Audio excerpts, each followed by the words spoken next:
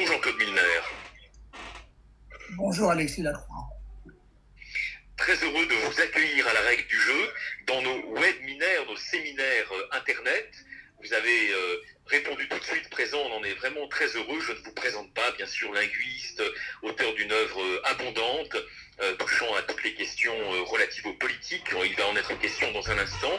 La France, comme tant d'autres pays, a vécu plusieurs semaines, 4 semaines de confinement, comme on l'appelle aujourd'hui, lockdown en anglais. Et sous le choc évidemment de cette pandémie mondiale, difficile à contrôler, beaucoup d'esprits, même de très bons esprits, présentent le coronavirus et cette pandémie comme étant un événement en quelque sorte historique sans précédent. Est-ce que cela relève, d'après vous, Jean-Claude Milner, d'une forme d'arrogance du présent, de croire que nous vivons quelque chose d'exceptionnel ? Dans une certaine mesure, oui, parce que des pandémies, il y en a déjà eu dans l'histoire. On rappelle la peste noire qui a profondément changé la situation économique de l'Europe, qui a en fait engagé l'Allemagne dans un déclin qui a duré du XVe siècle jusqu'au XVIIIe, même début du XIXe siècle, donc des conséquences très, très lourdes, véritablement. Donc non, je ne pense pas que ce soit le premier événement, mais c'est le premier événement de cette ampleur dans l'espace du marché mondial et du capitalisme comme forme en quelque sorte devenue universelle de l'économie. Donc évidemment, ce sera différent. Quel est le lien qui existe, selon vous, Jean-Claude Milner, entre le coronavirus et la mondialisation ? Y a-t-il même d'ailleurs un lien entre les deux ? Avec la mondialisation comme telle, ça me paraît superficiel. Ce qui est vrai, c'est un lien avec ce qui a rendu la mondialisation possible, c'est l'accélération des moyens de communication.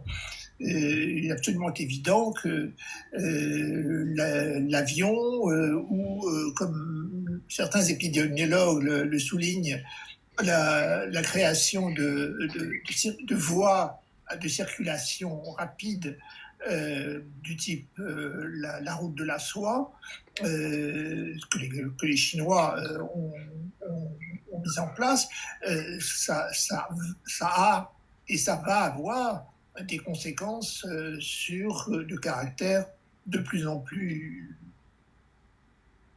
répandu, en tout cas mondial, des risques d'épidémie. Donc c'est pas, je ne dirais pas la mondialisation en elle-même comme forme économique, mais le support technologique de la mondialisation qui a joué un rôle déterminant. Alors, depuis quelques semaines, tout le monde le constate, les chefs d'État, les présidents de la République, les premiers ministres se mettent en avant pour crier de leurs initiatives vis-à-vis des populations dont ils ont la responsabilité, vis-à-vis de leurs administrés. Il y a donc de ce point de vue-là, à la faveur de la lutte contre la pandémie, un véritable retour du politique. Quelle analyse faites-vous justement des modalités de ce retour du politique en France, sous la houlette notamment du président de la République Emmanuel Macron ? De façon plus générale, je dirais que c'est le retour de l'État-nation, y compris dans des pays qui n'avaient pas la tradition. Je pense à la Chine, qui, justement, pas grâce à des moyens de technologie, de circulation de l'information et de la communication, et de la circulation, peut imposer le mode de fonctionnement du type État-nation sur une étendue très, très grande. En France, où l'État-nation a été en quelque sorte le moteur historique depuis la fin du XVIe siècle, il est tout à fait évident qu'on retrouve cette forme de manière, je dirais, presque spontanée. Et ce qui me frappe, c'est que c'est deux choses, c'est les deux aspects de l'État, c'est-à-dire l'État protecteur, aussi l'État comme devant, en quelque sorte, prévoir l'avenir, ce qu'on appelle l'État stratège. Les deux reproches qu'on lui adresse, c'est de ne pas être assez protecteur et de ne pas être assez stratège. On voit très bien, c'est la question du masque. Ça n'a pas été prévu comme ça aurait dû l'être, et ce qui n'a pas été prévu, c'est quelque chose qui joue un rôle essentiel dans la protection. Mais enfin, y compris dans les critiques qu'on adresse à l'État, c'est une demande d'État qui se fait entendre, et je dirais, partout. Alors, on va venir à cette question de l'État, justement, pour en détailler les modalités du retour ou du réveil, Jean-Claude Milner. Mais avant, une question d'ordre global. Vous le savez, il y avait eu, il y a quelques années, des mises en garde, notamment de la CIE, de la CIA, sur la possibilité de grandes pandémies qui affecteraient l'ensemble des pays de la planète, c'est-à-dire en gros 200 nations de la planète. Pourquoi ces mises en garde émanant donc des services secrets américains n'avaient-elles pas été plus prises en considération?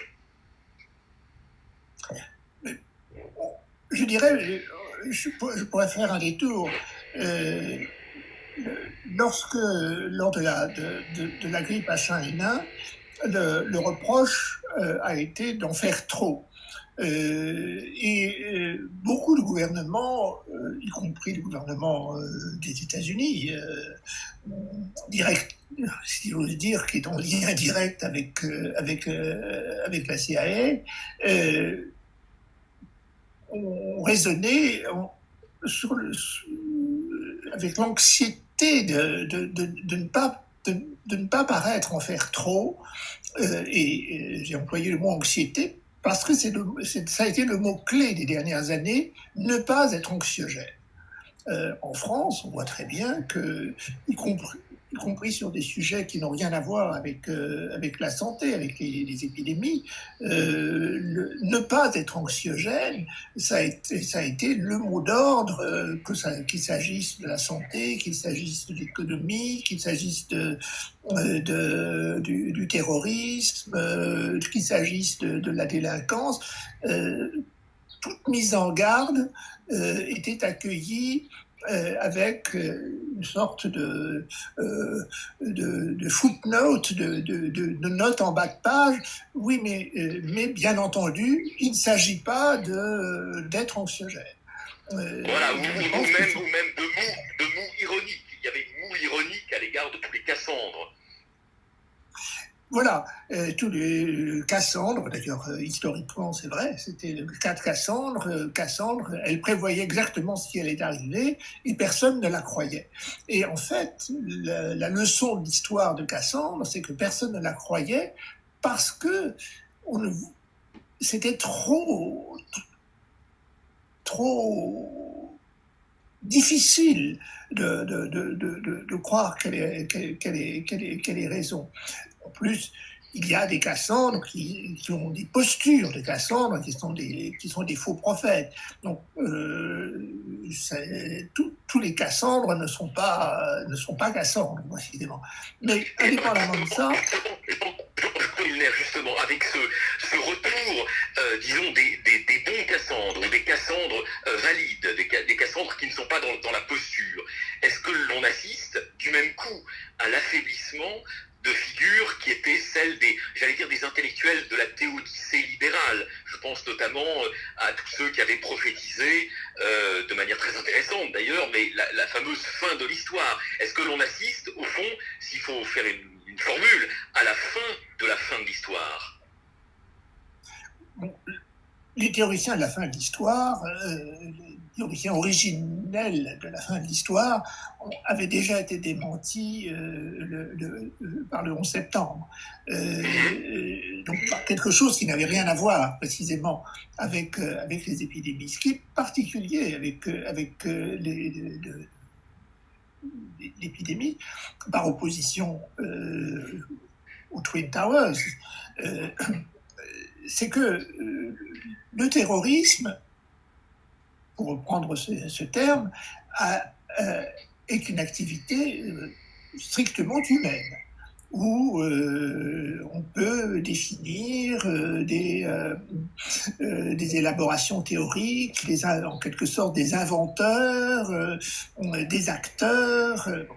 Ici, nous avons affaire à quelque chose où c'est la nature dans ce qu'elle a d'opaque. C'est-à-dire que personne ne pense, en tout cas ne devrait penser, qu'on peut s'adresser au virus en le traitant comme un être doué de raison ou de volonté. Il n'est pas animé de mauvaises intentions. C'est pourquoi le langage de la guerre est un langage qu'il faut prendre avec certaines, réserves. Oui, parce que ce langage prête trop d'intentionnalité à un virus qui, par définition, en est dépourvu. Exactement. Le virus n'est pas un ennemi avec lequel on pourrait passer, le cas échéant, des accords, trouver des points, des concessions à faire, tout ça. Ça ne peut être que des métaphores, véritablement. Donc là, on a affaire à la nature. Et là encore, après quelques années où la nature a été présentée presque comme une sanctifiée, une sorte de victime que les hommes tourmentaient comme un plaisir. Là, on a une figure de la nature qui est une figure qui n'est pas du tout une figure de victime tourmentée, c'est tout à fait autre chose. C'est une figure de némésis. C'est une figure de némésis de la nature. Oui, sauf que Némésis est animé d'intention. Non, c'est une figure de l'opacité absolue par rapport à la période qui n'est d'ailleurs pas terminée, où on a présenté la nature comme une sorte comme transparente à elle-même. Je suis frappé, par exemple, par la totale disparition dans la période présente de ce qu'on peut appeler l'écologie médiatique. Alors, on va revenir à cette question, si vous voulez, de l'écologie dans un deuxième temps, mais tout de suite avant, justement, restons peut-être sur la question de l'État, du retour de la forme stato-étatique que vous soulignez d'ailleurs à juste raison. Un mot, disons, de choses qu'on entend ces temps-ci. Certains suggèrent qu'il y aurait un lien entre la diffusion ultra rapide de cette pandémie qui nous occupe, le Covid-19, et le processus d'électrification de la Terre qui se poursuit, qui s'intensifie avec le nouveau maillage numérique qui va enserrer la Terre, notamment la 5G, etc. Est-ce que vous pensez que ce sont des hypothèses totalement tirées par les cheveux ou qu'il faut que, avec toutes les réserves bien sûr qui s'imposent, les scientifiques les prennent en considération ? Je reviens à ce qui me paraît être le minimal, c'est-à-dire tout simplement la circulation des personnes, des êtres vivants. La pandémie est portée, des agents de la pandémie, ou plus exactement les supports de la pandémie, ce sont des êtres vivants. Ce ne sont pas des pierres, ce ne sont pas des matières inertes, ce sont des êtres vivants. Ça fait partie je veux dire, l'ombre portée de la vie, c'est la maladie et la mort. À partir du moment où les êtres vivants, qu'il s'agisse des êtres humains, qu'il s'agisse des animaux, des plantes, peuvent être transportés à une vitesse sans cesse croissante, ou comme le disait Edgar Pisani à un moment donné, il disait, c'était dans les années 70, un jour viendra où, quelle que soit la distance qui sépare deux points de la planète, on trouvera le moyen de parcourir cette distance en un quart d'heure. On est à peu près à ce stade-là. C'est-à-dire qu'il y a des moyens techniques qui permettent de couvrir des distances planétaires dans un espace de temps extrêmement réduit. Eh bien, avec cela, toutes les formes de la vie vont se répandre à cette vitesse-là. Donc, comme je le disais, c'est moins la forme économique que l'on appelle la mondialisation ou le néolibéralisme ou les échanges, que tout simplement la circulation. À partir du moment où, de fait, en dehors de quelques exceptions, il n'y a plus de frontières qui soient verrouillées, comme mettons, le rideau de fer, après 1945, a pu être verrouillé en Europe continentale, ou comme la Chine a été verrouillée jusqu'à la chute, plus exactement la mort de Mao Tse-tung, ou comme l'est actuellement la Corée du Nord, qui est l'exception. La réalité, c'est que, de fait, la circulation des biens et des personnes est devenue non seulement techniquement possible, non seulement économiquement la règle, mais que très peu de gens, sauf dans des postures, très peu de gens considéraient qu'il faut mettre fin à cela. Pour revenir sur la question de l'État, il y a une théorie célèbre, celle du Léviathan de Hobbes. On peut considérer au fond qu'il tient l'État pour une sorte d'habitacle qui rend la vie humaine moins à la merci des coups du sort, et notamment bien sûr du déchaînement de la nature. Est-ce que cette théorie apparaît à la lumière du coronavirus comme plus actuelle que jamais, d'après vous, Jean-Paul Milner? Bon, laissons de côté la figure de Hobbes, qui ne pensait pas tellement à la nature au comportement animal des êtres humains. À la violence intra-humaine. Oui, c'est cela. Non, je dirais que pratiquement depuis les origines de la forme étatique, là je parle sous l'autorité des anthropologues qui ne sont pas d'accord entre eux, mais enfin peu importe, les différences de détails. Oui, la question de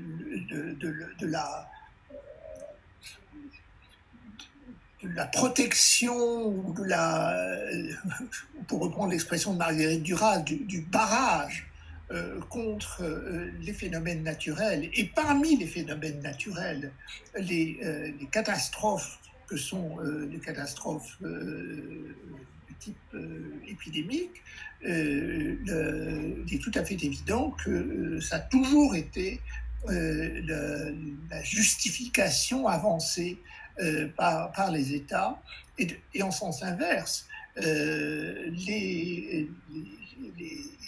par exemple dans l'Empire chinois, l'émergence d'une peste ou d'une épidémie était considérée comme le signe que le mandat du ciel avait été retiré à l'empereur. Et il y a des dynasties qui sont tombées à cause d'épidémies de nature, de cette nature. Donc on retrouve une forme de raisonnement de cet ordre, pas directement, mais en tout cas sous la forme de la demande adressée à l'État. Faites ce qu'il y a à faire. Nous ne savons pas forcément ce qu'il y a à faire. En France, par exemple, dans les pays d'Europe, de façon générale, on se tourne du côté des scientifiques et des médecins, scientifiques et médecins, ce qui n'est pas la même chose, pour donner une réponse. Mais ça, c'est parce que les États modernes sont des États issus du mouvement des Lumières. Dans d'autres périodes, dans d'autres pays, on demanderait à l'État de faire des gestes, mettons, de type magique ou de type religieux. Mais en tout cas, la demande adressée à l'État est une demande de, comme je le disais, faire ce qu'il y a à faire. Pour nous, je dirais, européens, occidentaux au sens large, faire ce qu'il y a à faire, c'est protéger et prévoir. Dans d'autres cultures, ce serait autre chose que protéger et prévoir. Il y a déjà longtemps, Jean-Claude Milner, que vous prédisiez l'épuisement, disons, on va dire, du paradigme supranational ou post-national. Est-ce qu'aujourd'hui, c'est aussi la fin, ou en tout cas, en quelque sorte, l'arrêt de mort d'un certain néolibéralisme du consensus de Washington, imaginé par les économistes reaganiens des années 80? Il est tout à fait clair que les formes supranationales se sont couvertes de ridicule. Couvertes de ridicule. Vraiment. Si on prend l'Europe, n'en parlons pas. Si le ridicule devait tuer, elle serait morte depuis assez longtemps. Donc, ça n'est pas nouveau. Mais prenez l'OMS, par exemple, l'Organisation mondiale de la santé. Je trouve... Je ne vais pas trancher entre dire que le président Trump a raison ou tort, c'est pas la question, mais le simple fait qu'on puisse soulever le soupçon que l'OMS s'est montré trop favorable au gouvernement chinois dans l'affaire précisément de la pandémie d'origine chinoise, en tardant à parler de pandémie parce que les autorités chinoises ne voulaient pas qu'on parle de pandémie, en tardant à dire que le masque était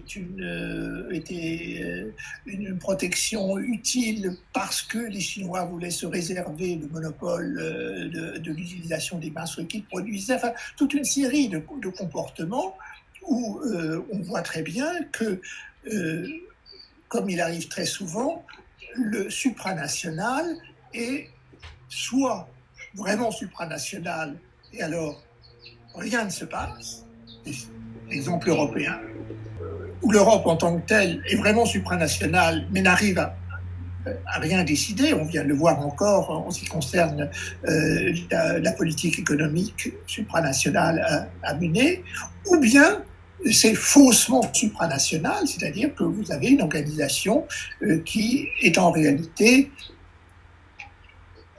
inféodée, ou en tout cas sensible à des intérêts nationaux bien particuliers. Ça a été le cas de l'OMS.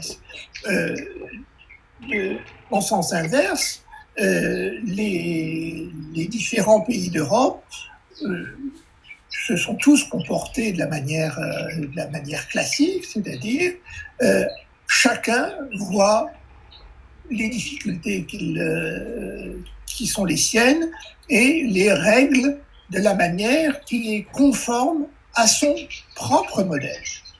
Et on voit très bien, par exemple, que la Suède a choisi une solution qui est tout à fait conforme à la tradition suédoise, c'est-à-dire une tradition liée à une population dispersée où les contacts sociaux sont réduits en vérité au minimum, ou un sens inverse, l'Italie du Nord qui a retrouvé la logique des cités-États Milan a raisonné pour Milan, Bergame a raisonné pour Bergame, etc., etc. Est-ce que cela dessine, d'après vous, les contours du monde d'après, du monde qui va émerger de cette épreuve actuelle du coronavirus? Franchement, j'en suis pas certain. Je n'en suis pas certain parce que bon, on peut imaginer des modulations, mais je ne vois pas du tout la notion d'Europe supranationale disparaître. Et est-ce qu'on va pas vers un monde, on va dire économiquement et peut-être aussi technologiquement, voire spirituellement, un peu plus relocalisé, un peu plus reterritorialisé que dans les 20 ou 30 dernières années on va dire de la mondialisation heureuse?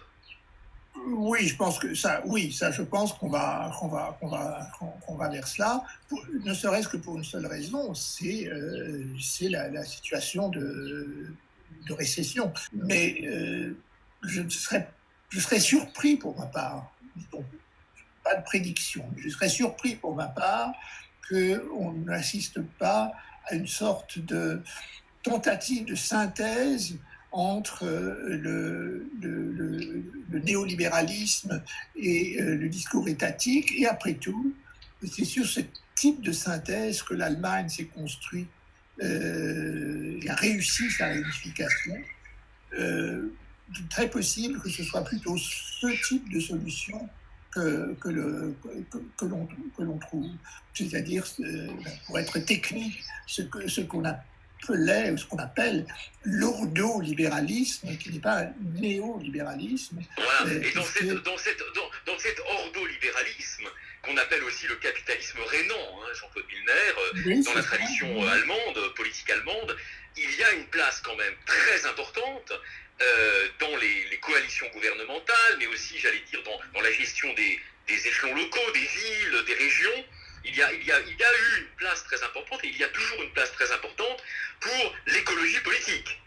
En Allemagne, il n'y a pas que Daniel Cohn-Bendit qui représente l'écologie politique, il y a beaucoup de personnalités politiques. Est-ce que cette nouvelle synthèse entre étatisme et libéralisme pourrait produire, à l'échelle de l'Europe, disons, un retour en force de l'écologie politique, d'après vous? Tout dépend de la forme que prend cette écologie politique.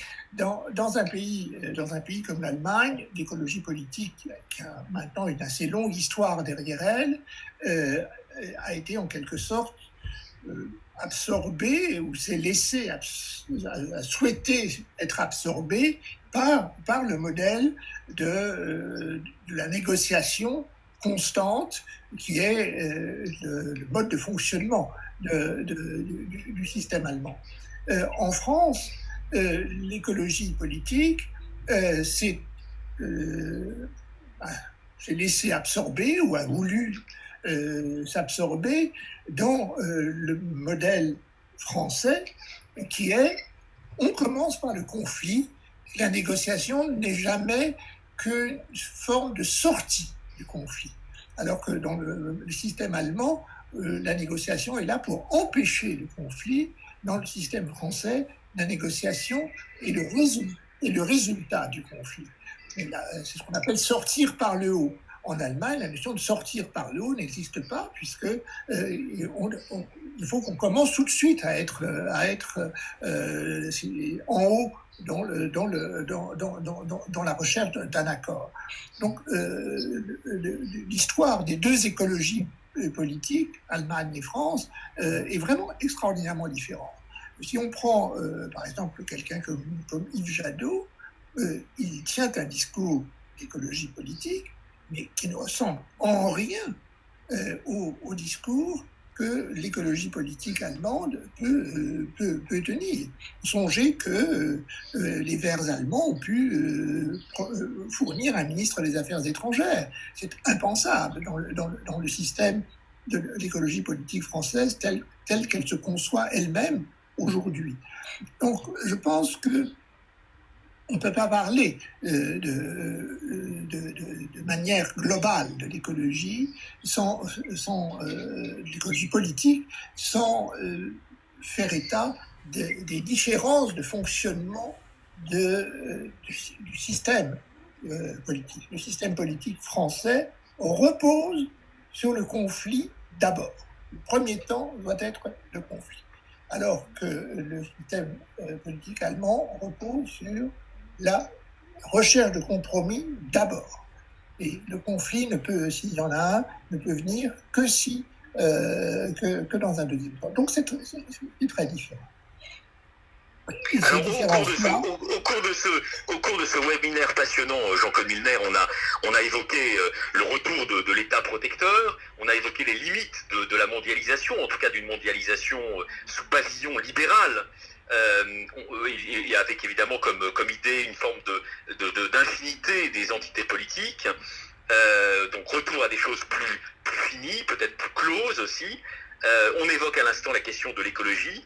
Vous le savez très bien, donc un des pères de l'écologie politique en Allemagne, c'est un philosophe qui a une audience mondiale, c'est Hans Jonas.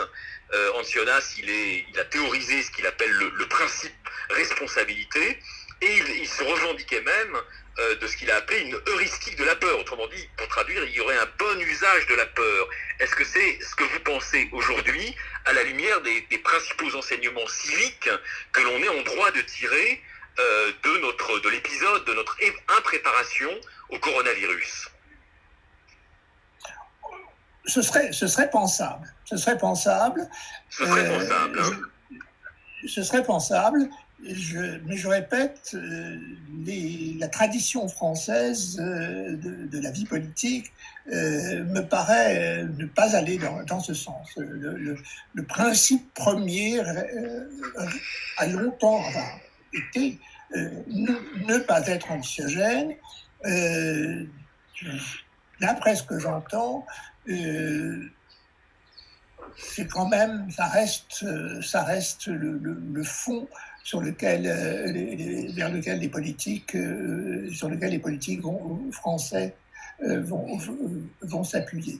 Donc, ce qui me frappe finalement, c'est que dans la période présente, où on peut dire que le grand problème qui se pose est un problème où ce n'est pas l'homme, l'être humain, l'espèce humaine qui met la planète en danger ou la nature en danger, mais où c'est un danger venu de la nature qui menace l'espèce humaine dans sa survie, non pas que l'espèce humaine soit en danger globalement, mais après tout, on ne peut pas dire que la nature soit mise en danger globalement. La nature continue de fonctionner différemment, mais elle continue de fonctionner avec les désordres climatiques. Ce qui me frappe, c'est que il y a une sorte de mutisme de l'écologie politique, du moins en France. Cette écologie politique n'arrive pas à produire un discours particulier. Elle ne fait que redire quand elle s'exprime, d'ailleurs elle ne s'exprime pratiquement pas. Je n'ai pas entendu Jadot parler, je n'ai pas entendu Greta Thunberg parler. Quand elle s'exprime et elle ne s'exprime pas, c'est pour redire ce que dit le gouvernement, c'est-à-dire confinez-vous, faites les gestes barrières, etc. Donc, pas de particularité ou de spécificité de l'écologie politique, en France en tout cas, et d'après ce que je vois, pas non plus hors de France, en Europe et aux États-Unis. Alors nous avons vécu 4 semaines de confinement, Jean-Claude Milner. Pour terminer cette conversation, ce webinaire passionnant avec vous, une question très simple. Comment voyez-vous, sur le plan politique, sur le plan idéologique, sur le plan du débat public, le moment qui viendra, qu'on appelle celui du déconfinement, de la sortie du confinement? Je dirais que la phase ouverte par l'épidémie en France se marquera dès le moment où on recommencera à bâtir cette structure qui a dominé la période antérieure, à savoir la structure du tous contre Macron. Pourquoi tous contre Macron? C'est parce que Macron, actuellement, pas seulement parce qu'il est président de la République, c'est parce qu'il est le seul à avoir un discours politique articulé dans la période présente et dans la période présente. Lorsque on retrouvera cette espèce d'unité de tous contre Macron, on pourra dire que l'épidémie aura été oubliée. Alors la question qui se pose, c'est de savoir si ce moment arrivera. Il est possible que, par exemple, je ne dis pas, c'est pas une prédiction, je dis simplement qu'il est possible que la division au sein de la droite entre ce qu'on appelle la droite républicaine et la droite anti-républicaine ou non républicaine, mais aussi au sein de la gauche, entre une gauche dite de gouvernement et une gauche d'opposition radicale, il est possible que cette scission s'accentue et qu'on assiste à des phénomènes de macro-compatibilité nouveaux.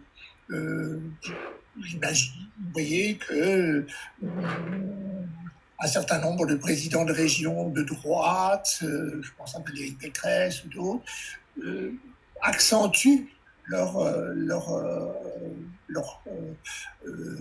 compatibilité. De même pour la gauche de gouvernement, c'est-à-dire le Parti socialiste, du moins ce qu'il en reste. C'est une possibilité. C'est une possibilité parce que je pense que ce que j'appelle, pour ma part, le parti de l'ordre, c'est pas un éloge, c'est simplement une description.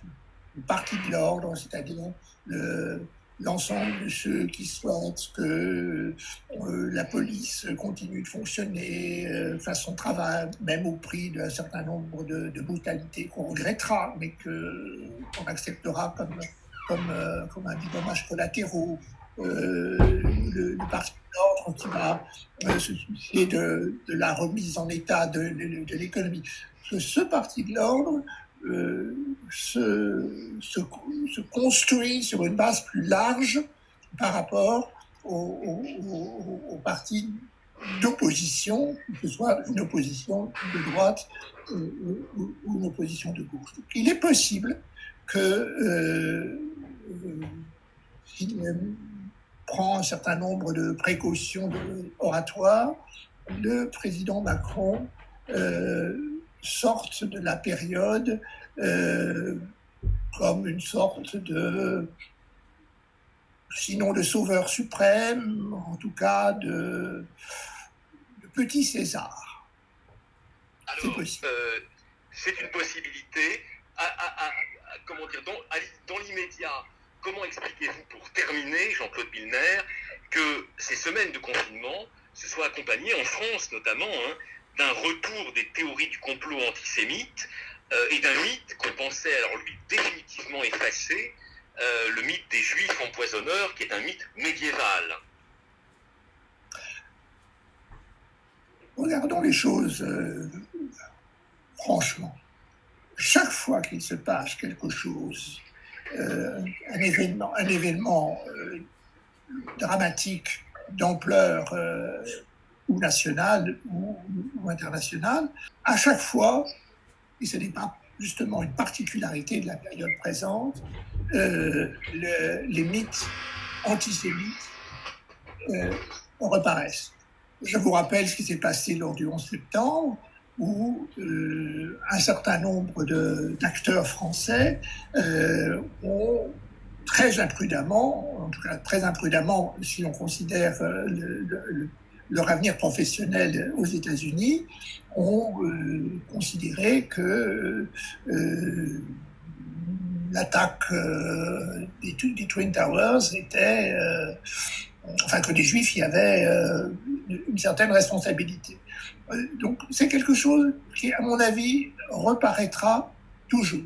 Quand vous aurez, je ne fais pas de prédiction là encore, mais il est tout à fait vraisemblable qu'il y aura dans les années qui viennent, il y aura des événements, soit du côté du terrorisme, soit du côté de la santé, il y aura des événements d'ampleur ou nationale ou internationale. Là, ça c'est une prédiction. Que j'ai dit avant, ça n'en était pas une. Là, ça c'est une prédiction. Il y aura une renaissance des mythes antisémites. Je dirais que pour l'humanité telle qu'elle est aujourd'hui, elle a besoin de ce type de mythe pour continuer à se regarder dans la glace. C'est en quelque sorte le masque dont elle a besoin, et ce masque-là, il ne sera jamais appelé à manquer. Hélas, oui. Hélas, cher Jean-Claude Milner. Un grand merci. On vous remercie infiniment pour ce webinaire. On vous dit à très bientôt à la règle du jeu. C'est moi qui vous remercie.